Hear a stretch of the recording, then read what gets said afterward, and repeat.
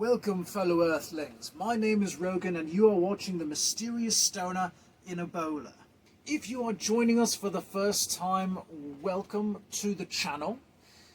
This series right here, what we're going to be starting, as you can imagine from the title, is going to be about the Bible. Now, to give you a little bit of an introduction, so that you know I'm not just some random person giving my opinion of the Bible.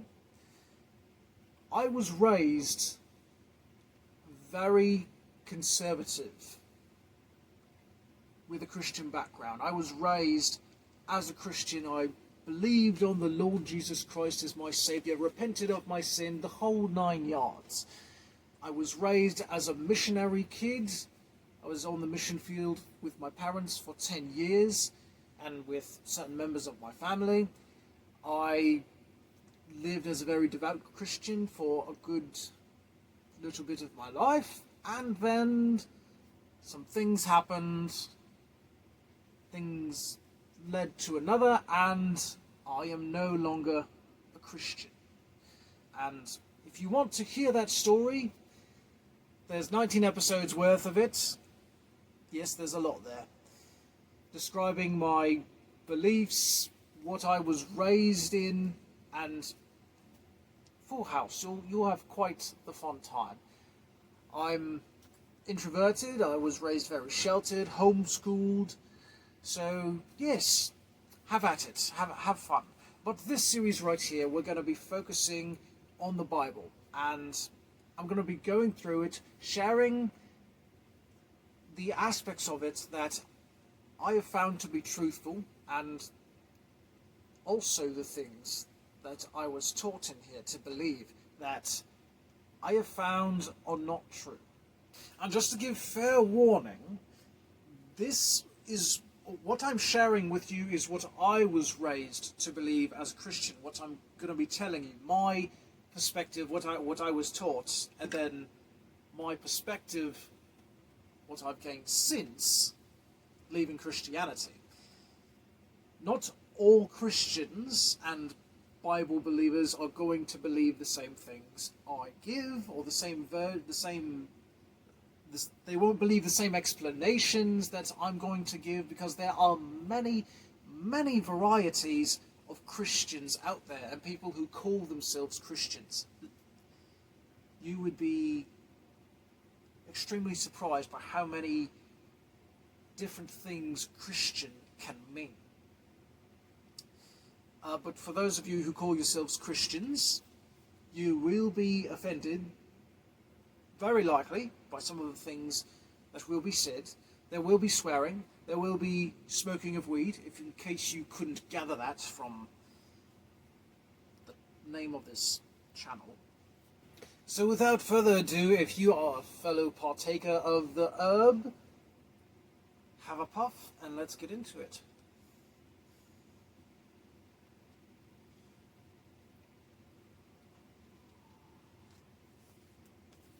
We are going to start at the very beginning. Genesis chapter 1. Now, if you've never read the Bible before, that is okay. I am not going to read it to you, especially because I'm using the original King James Version. That's what I was raised on, so that's what I'm used to. But if you are not familiar with the Bible, I'm going to fill in the gaps as we go along so that you have some context as to where I'm stopping along the way. So it starts off, no explanation of where God came from. It's just, there was this God called God. And in the beginning he was just there. And he just started making stuff. No reason as to why, given he just starts making shit. In the beginning, God created the heaven and the earth. He said, let there be light. Started creating, he separated the sky from the water, and he creates the sun, the moon, the stars. Yeah, he somehow creates light before the moon and sun and stars and all that. I don't really understand how that works, but Apparently he's the literal light. So my parents would like to say. And it goes on, he creates the rest of the earth, the fish, the sea, the animals, everything.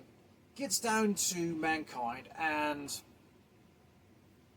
it doesn't say how he makes everything else. He's literally speaking things into existence until he gets to man, and he decides to make mankind out of dirt. I don't know why he couldn't just speak mankind into existence. But in verse 28 in the first chapter, it says, God blessed them and said to them, be fruitful and multiply and replenish the earth and subdue it. Have dominion over the fish of the sea, over the fowl of the air, and over every living thing that moveth upon the earth. So God's like giving permission to mankind to run everything, so to speak. But the main thing I want to focus on in the very beginning is be fruitful and multiply. This verse gets ridiculously abused by some Christians. This is the foundation for a lot of Christians believing that birth control is wrong in any form. Of course, they think abortion is wrong as well. And even that condoms are a sin. And it doesn't matter to them that there are over 7 billion people currently on this planet. And sure, there's some spaces people could spread out, but that's kind of not how it works. And it's been in my observation that the more stupid people have sex and continue to repopulate, the more stupid people we have. A lot of people aren't ready for children. But my parents, in particular, were so ridiculously adamant about this. And every single one of my siblings, I have 4 other siblings, they all have at least 4 children. One sibling has at least 4 children. The rest have more. And my parents love to ask me, when are you getting married? When are you going to find a girl? When are you going to have more grandchildren? Back when I was a Christian, they loved to use that verse to try and kind of guilt trip me. And they had so many rules as to how to go about that, and if you didn't, they were very judgmental. It's terrible. But the little lesson I'm going to pull out of this is that if you're not ready to be having children, don't help the world repopulate. We are not in need of repopulation. Use a condom. It does more than keep you from paying a bunch of money for extra mouths to feed later on, that you would much rather spend that money on yourself and taking care of yourself. Just be wise, alright? So now we're going to get on to the main part of what everyone knows about the book of Genesis. The whole Garden of Eden incident. I'm not going to get into all the details, but basically God makes Adam and Eve the first 2 people and puts them in a garden and tells them you can eat of any tree in the garden except for one. In fact, let me read that to you. The Lord God commanded the man, saying, of every tree of the garden thou mayest freely eat, but of the tree of the knowledge of good and evil thou shalt not eat of it, for in the day that thou eatest thereof thou shalt surely die. Let's hit the brakes right here for a second. Did you catch the name of that? Oh yes, it's very popular. The tree of the knowledge of good and evil. Really fucking huge. the knowledge of good and evil. Now let's pause that, hold that thought up here for a minute, and let's rewind real quick. What did God say in that verse we read? Replenish the earth and subdue it, have dominion over the fish of the sea, over the fowl, and everything upon the earth that moveth. Run the world, basically. How are you going to run the world if you don't know the difference between good and evil? Now, I don't know how Christians exactly explain this, because this was never an angle that I thought about before until opening the Bible and reading it through again. Because, come on, what state of mind was Adam in before he ate the garden? Before he ate the fruit? Because we all know that's what happened. What kind of state was his mind in for him to not know the difference between good and evil, to the point to where he had to eat the fruit in order to understand good and evil? And why is it such a crime for Adam to know the difference between good and evil? Isn't that something God would want Adam to know? Why is it so terrible to know the difference? Sounds to me like God wants Adam to remain some kind of advanced robot or a pet. He wants Adam to remain a pet. But he gives him free will, and then says, if you use your free will to eat this magical fruit that is going to make you know the difference between good and evil. Wait, if you're going to know the difference between good and evil, does that basically mean that eating the fruit gives you a conscience? Is that what I'm understanding right here? And then, so if I eat this magical fruit and I have a conscience all of a sudden, you're going to kill me. That's what's going on here. You're going to kill me for eating a magical fruit that gives me a conscience. What the fuck? What? God, you're being confusing here. So Adam is like, he's going to do as he's told, alright? And let me correct myself. Eve had not been made at this point. Eve gets made right after this. God tells this to Adam, don't eat the fruit or I'll fucking kill you. Well, you'll die. That's what he says. And according to the Christians, that phrase, you will surely die, didn't literally mean you will surely die, because Adam did not surely die in the same day. They say that God was being figurative, and that dying meant he would cut communication off from them, because he apparently would come down and talk to Adam in the garden, freely, openly, whenever. And this was going to somehow end that. And funny, he didn't tell Adam all the other consequences that happened. He didn't say he was going to get kicked out of the garden. He didn't say he was going to have to work for his food. He didn't say that. He didn't say anything about the woman, about the curse of of childbirth or anything like that. He just say, "No, in the day you eat of the fruit, you'll surely die."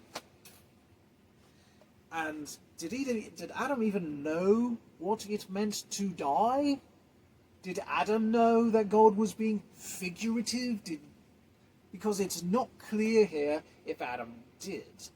And if this is exactly word for word what God told Adam, this is not very clear for giving a kind of punishment. I mean, if you're going to tell your child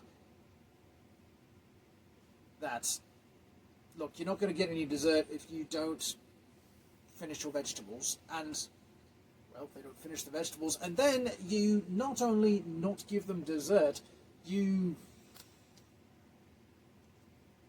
do something else in addition. Maybe you whoop their ass or something, you spank them, whatever you do in addition to it. Like, and God's just starting out with, you will surely die. Like, aren't you being a little extreme here in your wording? And like, could you like explain yourself? But God doesn't like to explain himself. He works in mysterious ways, and you can't question him. That's what I was taught. But that's why we're here today. So Adam and Eve are both created, and they have this information. And then along comes the serpent, which there's nothing in the Bible that says that the devil possessed the serpent. That is assumed. Just making that clear. But according to the explanations given, Satan possessed a snake and used the snake to talk to Eve. Even though snakes don't have vocal cords. And the serpent said unto the woman, Ye shall not surely die. For God doth know that in the day ye eat thereof, then your eyes shall be opened, and ye shall be as gods, knowing good and evil. And you know, in a way, whether the serpent was possessed or not, it was right in that they didn't die that day. Literally speaking. Figuratively, sure, they were cut off from God. Literally speaking, because that's how God was. God lied and apparently went easy on Adam and Eve. But I find it interesting that the serpent says, your eyes will be open, and you will be as gods, knowing good and evil. This is a tree dedicated to good and evil. And here's where I want to go with, I'm going to go a bit of my own observation, my own thoughts. What if this whole concept here, good and evil, what if it's a poor interpretation? I mean, this is a book that has been translated over and over and over again, and that's before it made it to English, alright? Heck, it's quite possible the term Christian could be older than the Bible itself. What if this is actually order and chaos? I know that sounds a lot more neutral, but that is how a lot of people think of the world. In good and evil. The thing is, what if that's not quite how it goes? Because there are many other concepts that go with that, you know, that black and white concept, the yin and the yang.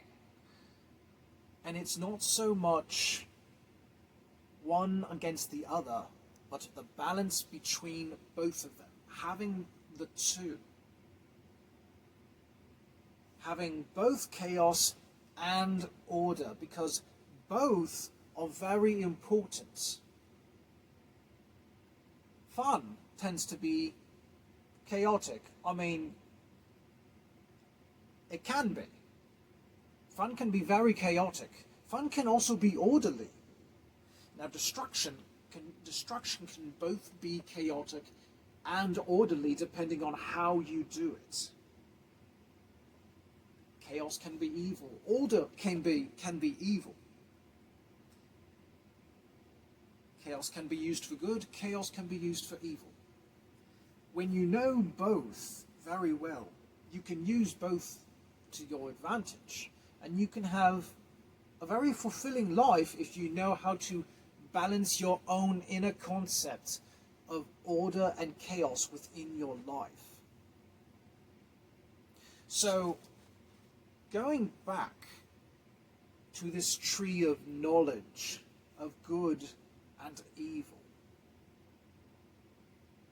what if it is the tree of knowledge of chaos and order? And might I suggest we look at it from the possibility that the serpent was right? Because in truth, what is knowledge? Knowledge, my friend, is power. You can do anything that you set your mind to if you collect the right knowledge. When you have knowledge over chaos and over order, you learn how to intertwine the two, how to separate the two. You know when they need to be joined together and when they need to be torn apart.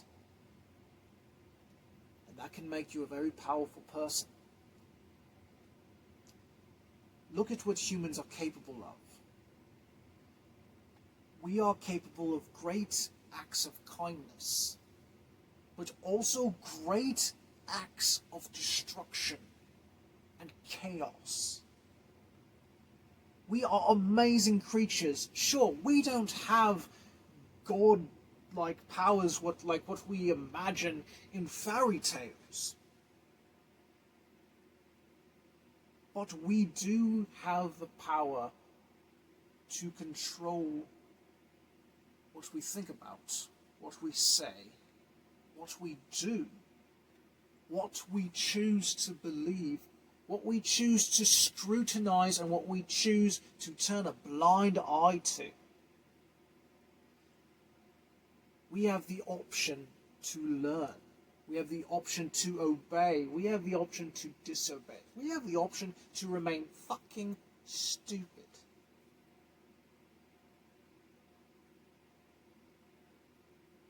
There's very few things in this world we don't have an option about. But what if it's true? Look at all the people who are successful in the world. What do they have got going for them? Sure, you see them partying and having fun, but the most successful ones, while you see them enjoying themselves, you also see them staying busy, staying focused, staying balanced. They have their chaotic fun, they have their order. They have it both together, balanced. And why would God not want Adam to understand this, to understand the need for order and chaos, and even if it wasn't order and chaos, good and evil, the tree of knowledge, of morals, that's what this tree is supposed to be? Really? God doesn't want his own creation to know morals and the opposite of morals. Really? Why? Might I suggest to be a slave, to not allow humans to make their own paths, to not be free? How can you give someone free will but then threaten them by telling them, you will surely die the day you don't do as I tell you? Sounds like a mob boss to me. I've seen enough crime movies to where typically when you are threatened with your life by the mob boss, if you fuck up one more time, I'm going to kill you, then he usually goes through with it. God just went through making Earth, alright? And he even said that he looked at everything and said it was very good. And instead of just poofing Adam and Eve out of existence, like he very easily could, he lets them go, but he curses them. He puts curses on mankind. He makes thorns start growing out of the ground at that point. So apparently there were no thorns before then. And he curses women with childbirth pain, which I find to be a bit of a dick move on his part. He makes them live out the rest of their lives in this cursed format, and they're both sinners now. They both have sin, which, according to Christians, is passed on. There's no getting out of it. They think sin is this thing that came into us when Adam, specifically Adam, disobeyed God. And let's entertain the thought for a quick moment. Let's entertain the thought that perhaps it's actually a bad idea for Adam and Eve to eat the tree of knowledge of good and evil. Alright, let's go with God on this one, just for fun, and see how it goes. Alright, so it's bad news if Adam and Eve eat from this fruit. Alright. So, let's not put it near them.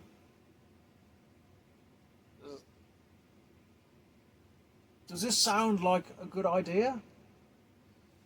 Let's not put it near them. Well, guess where God put this magical tree?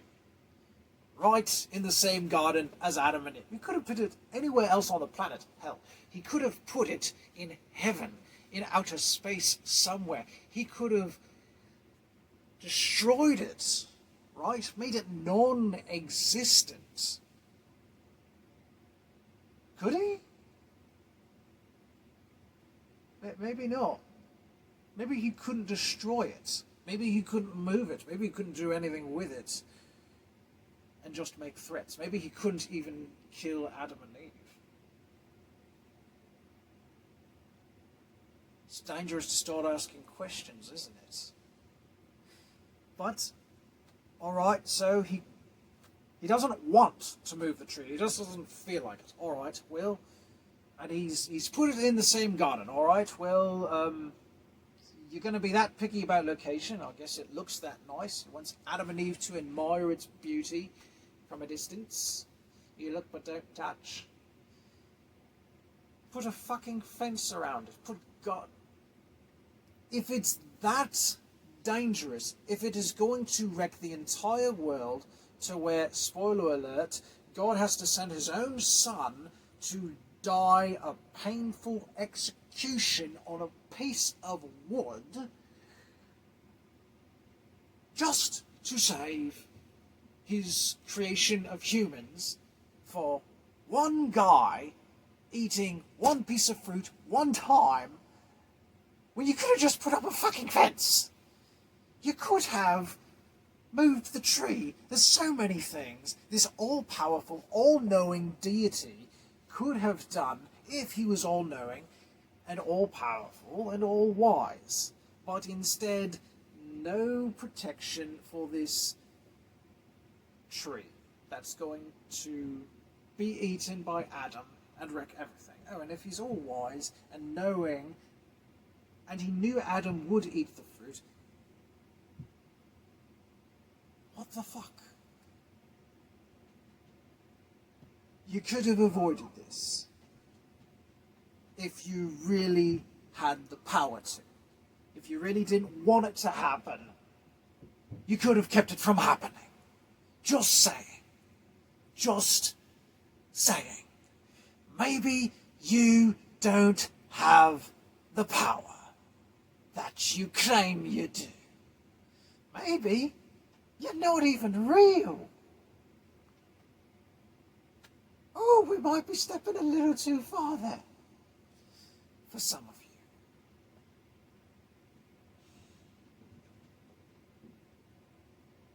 But really,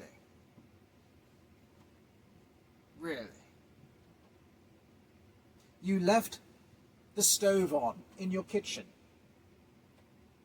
and you left it extra low in reach of your child, and you told your child not to touch it. Guess what children tend to do?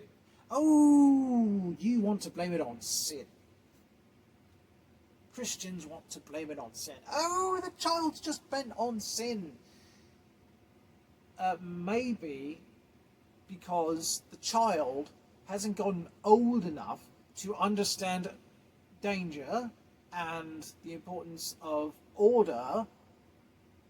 They're going to be chaotic little shits. No offense to children. I like children. They're cool, alright? But they are chaotic. They are a handful to raise. And it doesn't matter how wild of a child they are.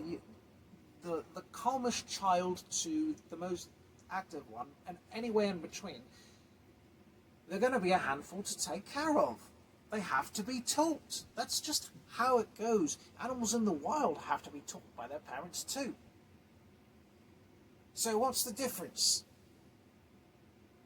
If they have to be taught and we have to teach our kids, why is it natural for animals to teach their young, but it's sin when a human child disobeys their parents? I think not. I think it's just the kid being a natural, little, chaotic kid that doesn't really understand any better and hasn't had the common sense knocked into him enough times. He hasn't been punished enough. He hasn't gone old enough. He hasn't had the experience to understand why it's important to behave and to do as you're told by your parents for certain things. Parents aren't always right, but when you're a little child and you're growing up, you have to learn to learn. Otherwise, you're not going to get anywhere in life. You have to learn why you should be good and not be evil. It's not because we are naturally evil. It's not because we want to be bad necessarily. We like chaos and we like order. They are both part of who we are.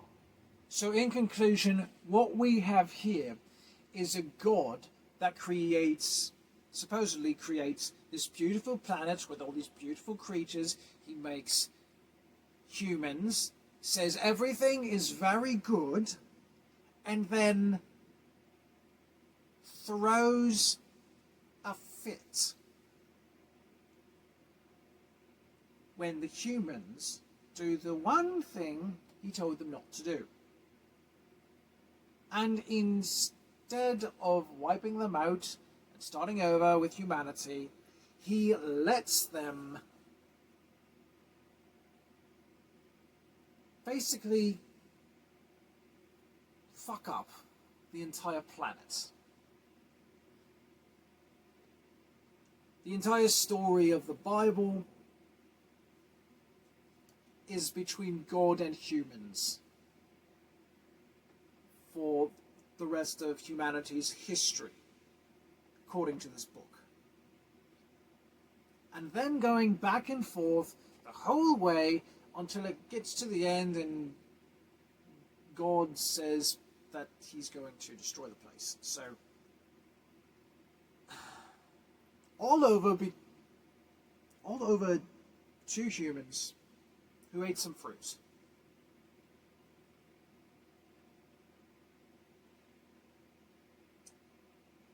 To me,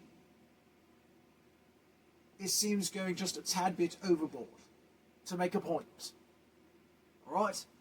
He even sacrifices his own son in the process to fulfill this whole glorious plan he has laid out for all humans to get them to go to heaven, otherwise burn in hell for not believing. This is the worst roundabout plan that God sets in motion for redeeming mankind. And it starts right here when he refuses to go back to square one and instead says, yeah, fuck off, do your own thing. Fuck off the planet. I'm going to curse you. I'm going to curse everything you touch. You're going to have a hell of a time. What kind of a god is this? I mean, in my opinion, if there is any truth to be found here, it's right here in what the serpent says. "In the day ye eat thereof, your eyes shall be opened, and ye shall be as gods."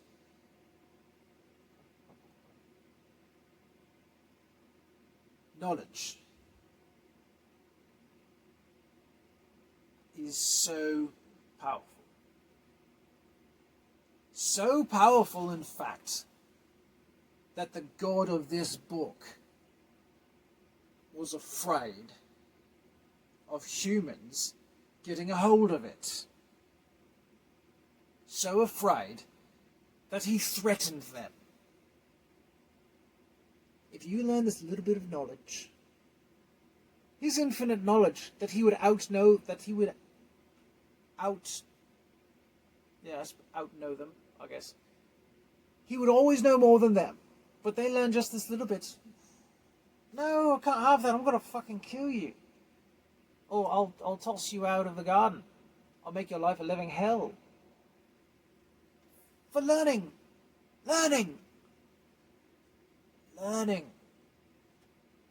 Education. That's what it sounds like to me. And if this God is so afraid of humans learning the basic difference between good and evil, or understanding it in its fullest depth, if he's so afraid of it, and he can't or won't stop, if he won't stop actual bad things and evil things from happening, he's not a very nice God for just letting it happen when he has the power to stop it. He could have stopped this event from occurring, but he didn't. Could have put up more precautions. He could have informed Adam better. There's a lot of things he could have done to keep this thing from happening, to keep the first domino from going over. But he didn't. And I personally find that very irresponsible of him. Yes, I am judging the creator of the universe for not being responsible. I have my own struggles with responsibility myself, but I do my best to stay on top of them.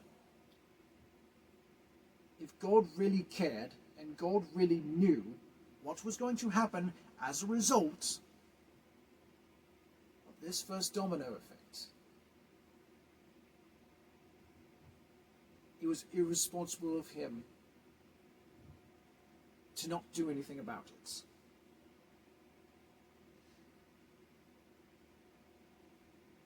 What's the saying?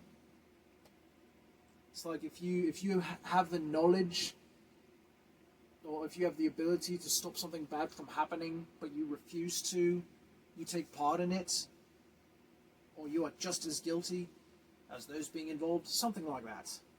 How does this not apply to this God? This all-knowing, all-powerful, all-wise God? Why does he always get the mysterious ways get-out-of-jail-free card? Because there is nothing fair about this scenario for Adam and Eve. And why does the serpent sound so right? Because when we look at how humans apply their knowledge, they can do amazing things. We are the greatest creatures on this planet with what we are capable of. Great destruction, great order, wonderful things, terrible things. We, in essence, are gods. We are the gods of this planet. Who said gods had to live forever? Who said gods had to have magical powers?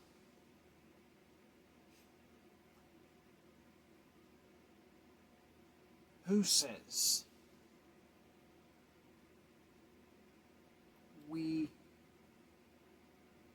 cannot? Who says? Look at what we have done. We have done things that 50 years ago people would not have believed are possible. Just 50 years. The further you go back, the more someone in history would think the things we have now are pure magic.